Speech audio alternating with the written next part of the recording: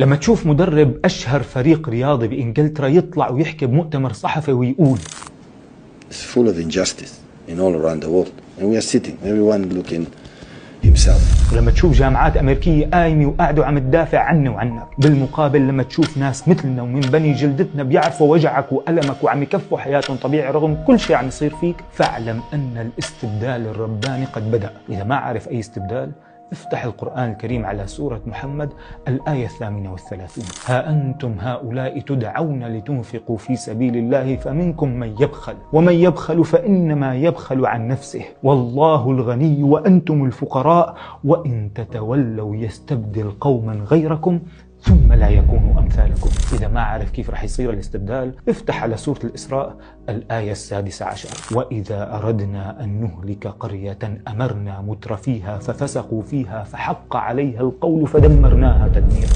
والخذلان وعدم المقاطعة بل واستفزاز الناس من بعض التافهين والمترفين فسق رح يدمر الكل ويستبدلنا بقوم ينتصرون للمستضعفين وينصرون الله ورسوله. سأل أحد الصحابة رسول الله صلى الله عليه وسلم فقال أنهلك وفينا الصالحون؟ فقال نعم إذا كثر الخبث. فنحن أمام خيارين، إما أن نستبدل بقوم آخرين ينتصرون للمستضعفين أو ننتصر للمستضعفين، فإما أن نكون أو لا نكون.